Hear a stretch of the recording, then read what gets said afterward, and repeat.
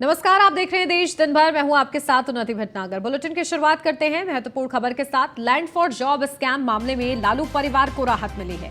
Court ने लालू प्रसाद यादव, राबड़ी देवी, मीसा भारती को जमानत दी है। नौकरी के बदले जमीन मामले में जमानत मिली है। कोर्ट को सभी को 50,000 के निजी मुचलके पर जमानत दी गई है। राउस एवेन्यू कोर्ट में मामले की अगली सुनवाई 29 मार्च को होगी। कोर्ट ने कहा है कि सीबीआई ने गिरफ्तारी के बिना चार्जशीट दायर की है। तो लालू प्रसाद यादव को इस पूरे मामले में फिलहाल राहत मिली है, जहां कोर्ट की तरफ से निजी मुचलके पर 50,000 के जमानत दी गई है।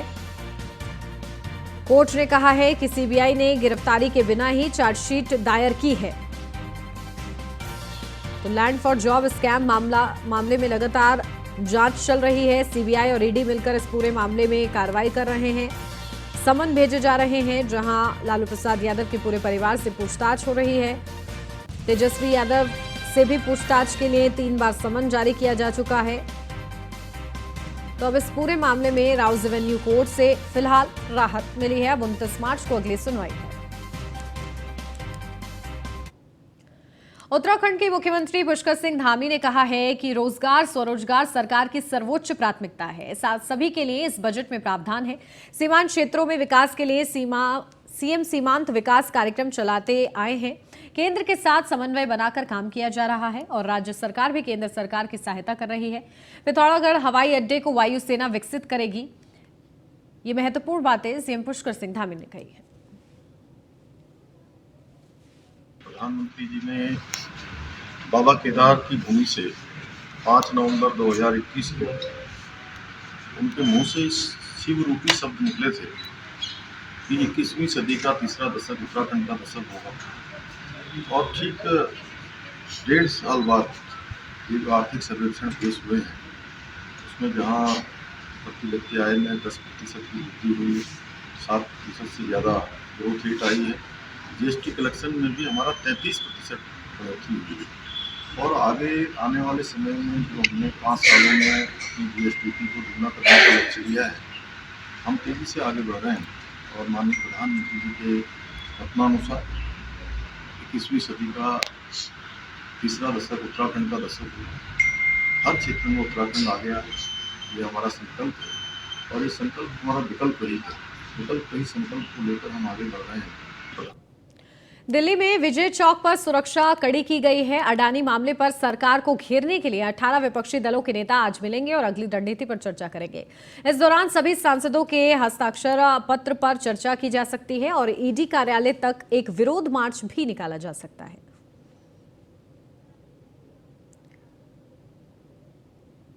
तो अडानी मामले पर सरकार को घेरने की पूरी तैयारी है। 18 विपक्षी दल के नेता तैयारी में है। सभी सांसदों के हस्ताक्षरित पत्र पर भी चर्चा हो सकती है, जहां ईडी कार्यालय तक निकाला जा सकता है विरोध मार्च भी, इसकी भी संभावना बनी हुई है। तो इसी के मद्देनजर विजय चौक पर सुरक्षा व्यवस्था जो है चाक चौबंद कर दी गई है। अडानी मामले पर सरकार को घेरने की बड़ी तैयारी कर रहा है विपक्ष, और ऐसे में 18 विपक्षी दल एकजुट हो चुके हैं। नेता अगली रणनीति पर चर्चा करेंगे। तो सभी सांसदों के हस्ताक्षरित पत्र पर भी चर्चा हो सकती है और साथ ही साथ ईडी कार्यालय तक विरोध मार्च भी निकाला जा सकता है। और इसी के मद्देनजर विजय चौक पर सुरक्षा व्यवस्था को और ज्यादा सख्त कर दिया गया है, ताकि किसी भी तरीके से अप्रिय घटना ना हो सके।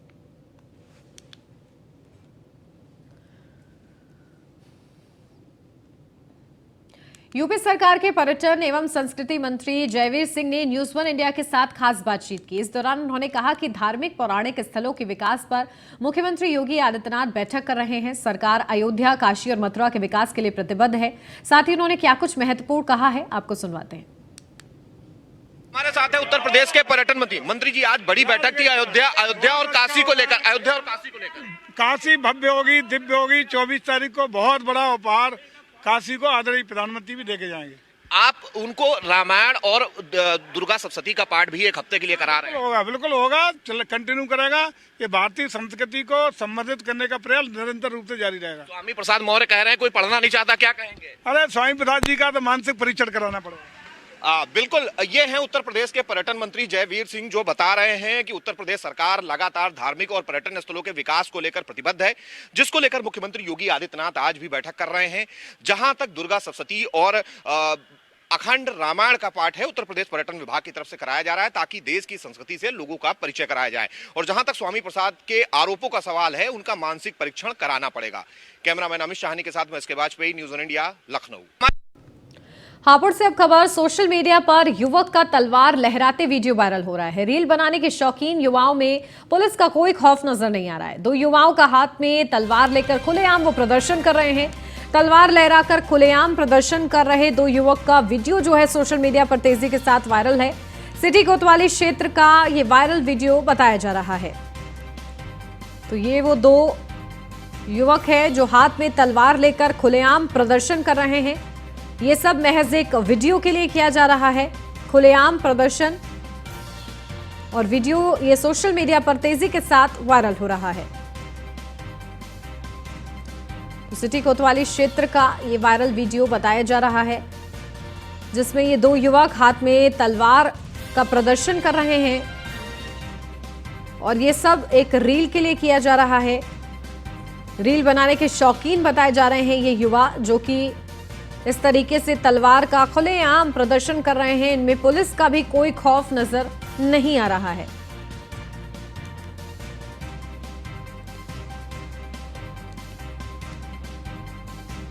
फिलहाल वीडियो सोशल मीडिया पर तेजी के साथ वायरल हो रहा है। जिस वीडियो में आप साफ देख सकते हैं, ये दो युवक रील बनाने के लिए तलवार के साथ खिलवाड़ करते नजर आ रहे हैं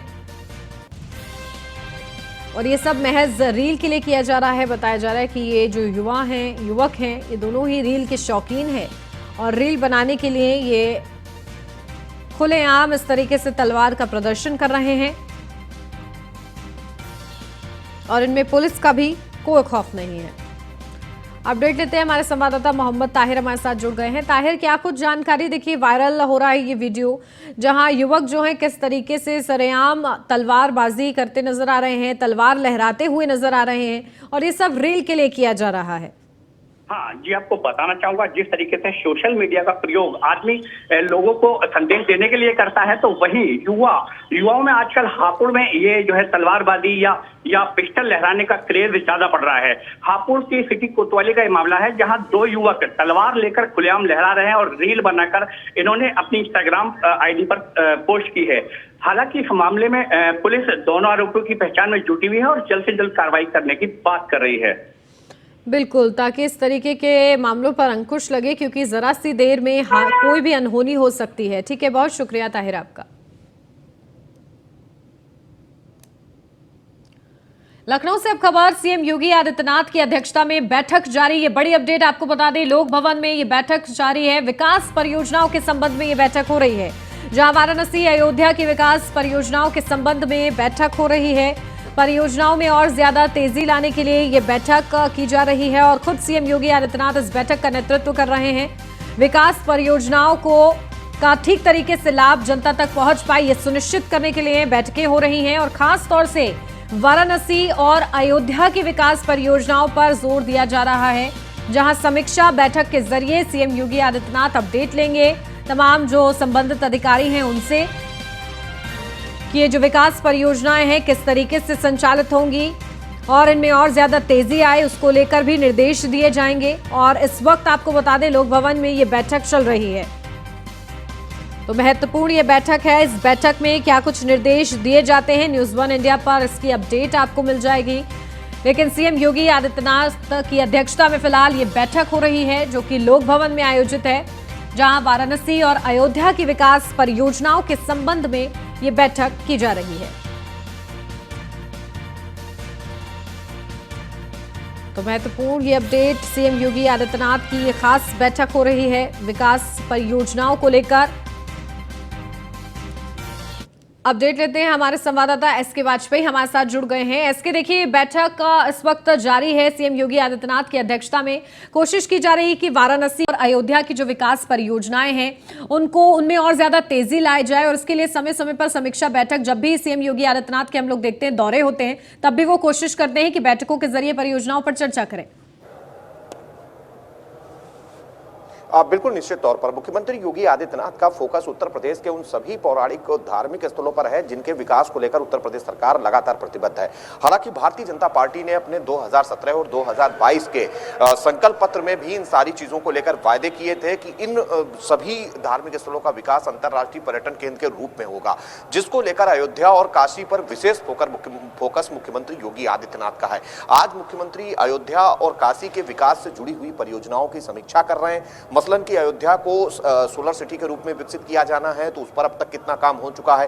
अंतरराष्ट्रीय स्तर के होटल्स और रेस्टोरेंट और साथ ही साथ बाकी जो यात्री सुविधाएं हैं, जो श्रद्धालुओं के लिए सुविधाएं हैं, उनको विकसित किया जाना है, उस पर अब तक कितना काम हुआ है। साथ ही साथ भगवान राम के मंदिर और अगर हम बात करें हनुमानगढ़ी की, तो वहां से लेकर घाटों तक लगातार कॉरिडोर का निर्माण चल रहा है ताकि श्रद्धालु आसानी से राम मंदिर दर्शन के लिए पहुंच सकें। उस पर अब तक काम की स्थिति क्या है। साथ ही साथ राम मंदिर का निर्माण भी लगातार जारी है। उसके अलावा अयोध्या में श्री राम अंतर्राष्ट्रीय एयरपोर्ट भी बन रहा है। तो इन बहुत सारे विषयों को लेकर मुख्यमंत्री योगी आदित्यनाथ ये समीक्षा बैठक कर रहे हैं। दूसरा जिला है काशी, जिसमें काशी विश्वनाथ कॉरिडोर, साथ ही साथ काशी के विभिन्न घाटों के पुनरुद्धार और विभिन्न सौंदर्यीकरण के काम लगातार जारी हैं। उनका विकास अब तक किस स्थिति में है, जो समय सीमा तय थी उस पर विकास कितना हुआ है, इन बहुत सारे विषयों को लेकर मुख्यमंत्री योगी आदित्यनाथ लोक भवन में विभिन्न विभागों के अफसरों के साथ बैठक कर रहे हैं, जिसमें पर्यटन, साथ ही साथ लोक निर्माण विभाग, उसके अलावा उत्तर प्रदेश के परिवहन जैसे विभिन्न विभाग शामिल हैं, जिसमें इन सभी अधिकारियों के साथ मुख्यमंत्री फीडबैक ले रहे हैं और आगे का दिशा निर्देश भी मुख्यमंत्री जारी करेंगे। हालांकि मुख्यमंत्री की इस बैठक में उत्तर प्रदेश के पर्यटन एवं संस्कृति मंत्री जयवीर सिंह भी शामिल थे, जो कि अभी थोड़ी देर पहले बाहर निकले थे और उन्होंने मुख्यमंत्री की बैठक के बारे में न्यूज़ 1 इंडिया को जानकारी दी थी कि उत्तर प्रदेश सरकार पूरी तरीके से इन धार्मिक पौराणिक महत्व के स्थलों के विकास के लिए प्रतिबद्ध है। मुख्यमंत्री लगातार इन सभी जिलों की जो विभिन्न योजनाएं हैं उनकी समीक्षा कर रहे हैं, उनका फीडबैक ले रहे हैं और आगे का दिशा निर्देश जारी कर रहे हैं। हालांकि उत्तर प्रदेश सरकार पूरी तरीके से कोशिश कर रही है कि जल्द से जल्द इन परियोजनाओं को पूरा किया जाए, लोगों को इन परियोजनाओं की सौगात दी जाए, जिसको लेकर मुख्यमंत्री समय समय पर इस तरीके की बैठकें करते रहते हैं और आज भी मुख्यमंत्री योगी आदित्यनाथ की समीक्षा इन सभी विषयों को लेकर हो रही है। जी बिल्कुल, देखिए सीएम योगी आदित्यनाथ के कार्यकाल, चाहे हम पहले कार्यकाल की बात करें या 2.0 कार्यकाल की बात करें, लगातार तस्वीर बदली है कहीं ना कहीं, और इसी के चलते उसका असर यही है कि बैठकें हो रही हैं समय समय पर और उसको लेकर फीडबैक भी लिया जा रहा है। इसके कितना वक्त हो चुका है इस बैठक को शुरू हुए, क्योंकि 11 बजे का वक्त बताया जा रहा था जब ये बैठक शुरू होनी थी? बिल्कुल निश्चित तौर पर पिछले 1.5 घंटे से लगातार ये बैठक चल रही है, क्योंकि मुख्यमंत्री योगी आदित्यनाथ ने पहले जहां अयोध्या के विकास कार्यों की समीक्षा की है और उसके बाद अब वो काशी के विकास कार्यों की समीक्षा कर रहे हैं। एक एक विषय को लेकर मुख्यमंत्री योगी आदित्यनाथ खुद फीडबैक ले रहे हैं, क्योंकि मुख्यमंत्री लगातार चाहे वो अयोध्या हो या काशी हो उसके स्थलीय निरीक्षण भी करते रहे हैं। मुख्यमंत्री स्वयं मौके पर जाकर जो भी विकास कार्य है उनको खुद देखते हैं। लगातार मुख्यमंत्री का फोकस इन जिलों के विकास कार्यों पर होता है, चूंकि मुख्यमंत्री लगातार महत्वाकांक्षी प्रोजेक्ट के रूप में इन योजनाओं को चला रहे हैं और लगातार उन पर कितना काम हुआ है उस पर निगाह भी खुद रखते हैं। यही एक वजह है कि मुख्यमंत्री ने जहां पहले अयोध्या के विकास कार्यों की समीक्षा की और अधिकारियों के साथ फीडबैक लिया, उनको दिशा निर्देश दिया, और अब काशी के विकास कार्यों को लेकर मुख्यमंत्री की बैठक लोक भवन में लगातार जारी है और विभिन्न विभागों के अफसर जो कि इन विकास परियोजनाओं से जुड़े हुए हैं वो इस बैठक में मौजूद है। तो लगातार ये बैठक मुख्यमंत्री की अध्यक्षता में लोक भवन में चल रही है और अफसरों के साथ फीडबैक लिया जा रहा है। जी बिल्कुल, इसके इसी तरीके से आप इस महत्वपूर्ण खबर पर नजर बना के रखिएगा। बहुत शुक्रिया आपका। उमेश पाल हत्याकांड से जुड़ी हुई अब बड़ी खबर। उमेश पाल की लाइव लोकेशन ग्रुप पर की गई थी शेयर। एसटीएफ की तरफ से सूत्रों के हवाले से ये खबर है, जहां गुलाम के नंबर से लाइव लोकेशन शेयर की गई थी। हत्या से पहले लोकेशन शेयर की गई, जहां शेर अतीक के ग्रुप पर लोकेशन शेयर हुई है। उमेश पाल हत्याकांड से जुड़ी हुई ये बड़ी खबर, जहां लाइव लोकेशन ग्रुप पर शेयर की गई थी। एसटीएफ सूत्रों के हवाले से ये खबर, गुलाम के नंबर से लाइव लोकेशन शेयर की गई थी। हत्या से पहले ये लोकेशन शेयर की गई थी। ये जानकारी निकलकर सामने आई है क्योंकि लगातार इस पूरे मामले को लेकर तहकीकात की जा रही है, क्योंकि बेहद ही फिल्मी अंदाज में उमेश पाल हत्याकांड को अंजाम दिया गया है। इसकी साजिश पहले से ही रची गई थी और ऐसे में उस साजिश का पर्दाफाश किया जा रहा है। एक एक करके जो तमाम महत्वपूर्ण जानकारियां हैं वो मिल रही हैं। फिलहाल एसटीएफ सूत्रों के हवाले से ये जानकारी है कि गुलाम के नंबर से लाइव लोकेशन शेयर की गई थी। हत्या से पहले लोकेशन को शेयर किया गया। शेर अतीक के ग्रुप पर लोकेशन की शेयर की गई थी और ऐसे में जो तमाम इससे राज हैं वो भी खुलते हुए नजर आएंगे। लगातार इसको लेकर इस पूरे मामले की तहकीकात की जा रही है, हर एक एंगल से इस पूरे मामले की जांच हो रही है, क्योंकि लगातार जो तार हैं वो अतीक अहमद से जुड़ रहे हैं और ऐसे में उसको लेकर भी जांच हो रही कि कब से उमेश पाल हत्याकांड को अंजाम देने की प्लानिंग जो है रची जा रही थी। तो फिलहाल ये महत्वपूर्ण जानकारी हाथ लगी है कि हत्या से पहले लोकेशन, लाइव लोकेशन जो होती है वो शेयर की गई थी। शेरे अतीक के ग्रुप पर ये लाइव लोकेशन शेयर की गई थी।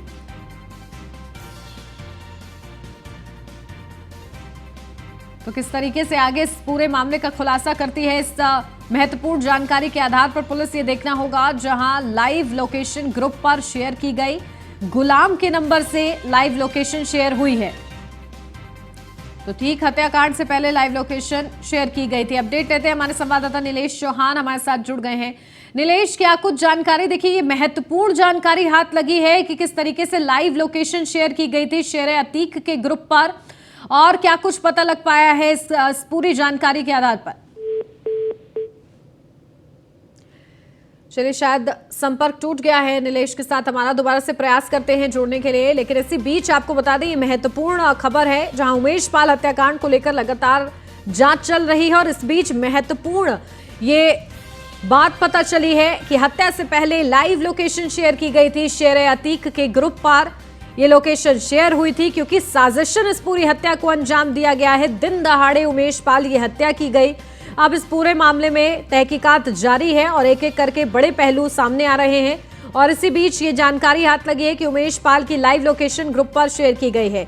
गुलाम के नंबर से लाइव लोकेशन शेयर हुई है, ये बात भी सामने आई है। तो शेरे अतीक के ग्रुप पर लोकेशन को शेयर किया गया, लाइव लोकेशन भेजी गई है।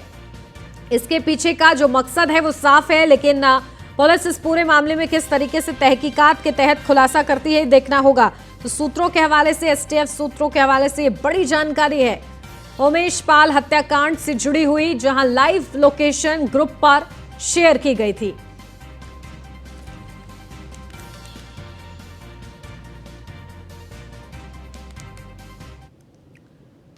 दिल्ली में विजय चौक पर सुरक्षा व्यवस्था और ज्यादा सख्त कर दी गई है। अडानी मामले पर सरकार को घेरने के लिए 18 विपक्षी दलों के नेता आज मिलेंगे और अगली रणनीति पर चर्चा करेंगे। इस दौरान सभी सांसदों के हस्ताक्षरित पत्र पर चर्चा की जा सकती है और ईडी कार्यालय तक एक विरोध मार्च भी निकाला जा सकता है।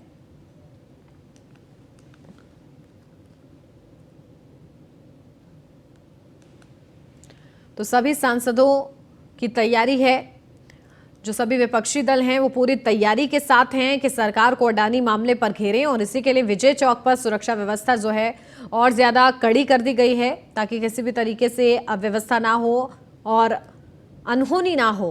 तो अडानी मामले पर सरकार को पहले से ही विपक्ष लगातार घेरते आ रहे हैं और 18 विपक्षी दल एकजुट हुए हैं अडानी मामले पर घेरने के लिए सरकार को। सभी सांसदों के हस्ताक्षरित पत्र पर भी आज चर्चा है।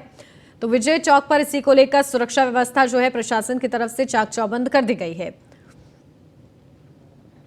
तो 18 विपक्षी दल के नेता अगली रणनीति पर चर्चा करेंगे और संभावना है कि मार्च भी किया जा सकता है और इस दौरान कोई भी हिंसा ना हो, इसको लेकर प्रशासन की तरफ से पर्याप्त इंतजाम दिख रहे हैं, जहां विजय चौक पर खासतौर से सुरक्षा बढ़ा दी गई है।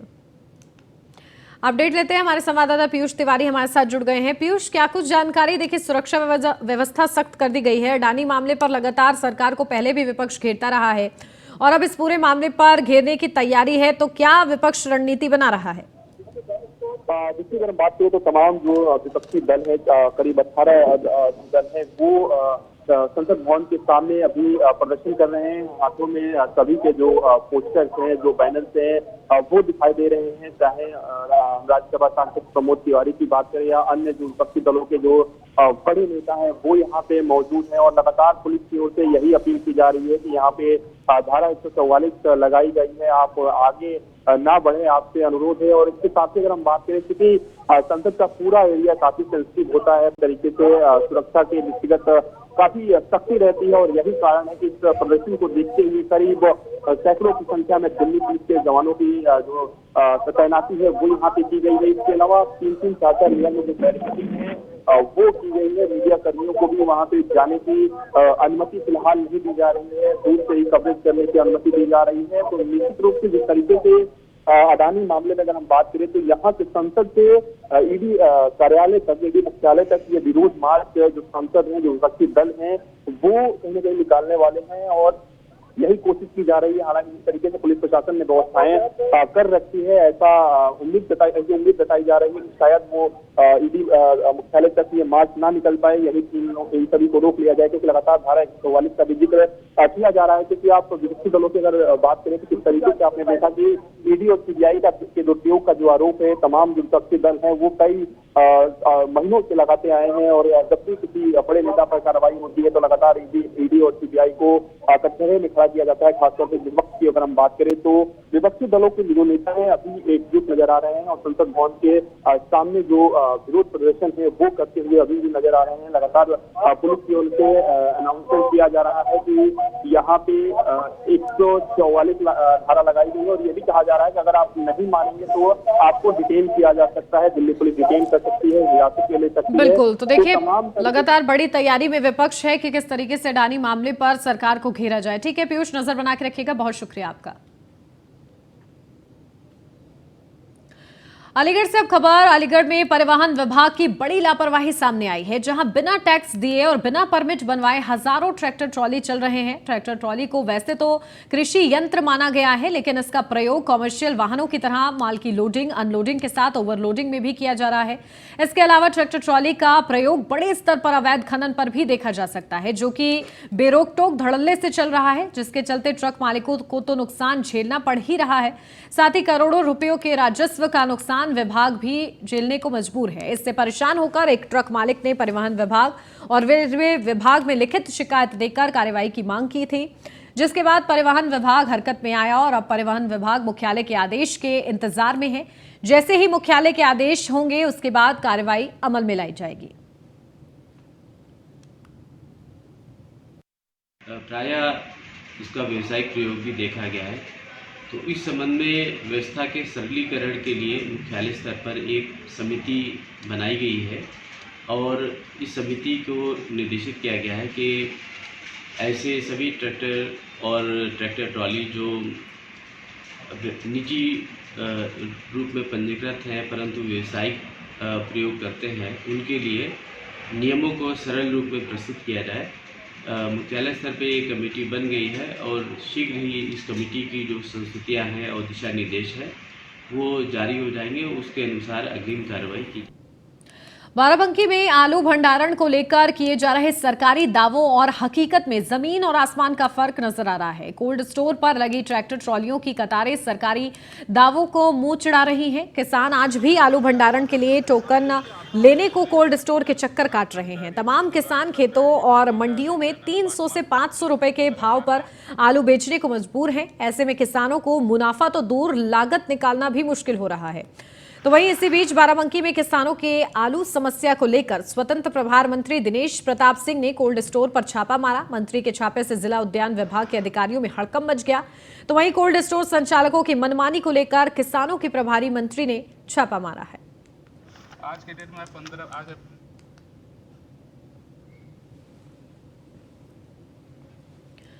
बुलंदशहर से अब खबर। गैस सिलेंडर में आग लगी है। आग में 2 महिला समेत 5 लोग झुलस गए हैं। एक को हायर सेंटर रेफर किया गया है। बताया जा रहा है खाना बनाने के लिए गैस जलाने पर सिलेंडर में आग लगी। ग्रामीणों ने काफी मशक्कत के बाद आग पर काबू पाया है। आहार क्षेत्र के सफी नगर की मंगलवार देर शाम की ये पूरी घटना बताई जा रही है। तो सिलेंडर फटा है, जिस वजह से ये बड़ा हादसा हुआ है। खाना बनाने के लिए गैस जलाने पर सिलेंडर में आग लग गई और इसके चलते ग्रामीणों ने काफी मशक्कत के बाद आग पर काबू पाया। आहार क्षेत्र के सफी नगर की मंगलवार देर शाम की ये घटना बताई जा रही है। तो गैस सिलेंडर में आग लगी है, जिस वजह से बड़ा हादसा हुआ है और इस हादसे की वजह से 2 महिला समेत 5 लोग बुरी तरीके से झुलस गए हैं, इस हादसे का शिकार हुए हैं। एक को हायर सेंटर रेफर कर दिया गया है। हालत गंभीर बताई जा रही है।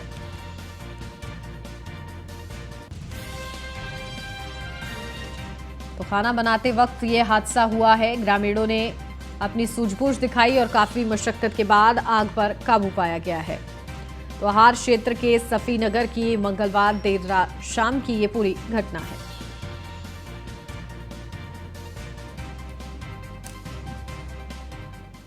और इसी के साथ इस बुलेटिन में बस इतना ही। खबरों का सिलसिला आगे भी जारी है। आप बने रहिए न्यूज़ 1 इंडिया के साथ।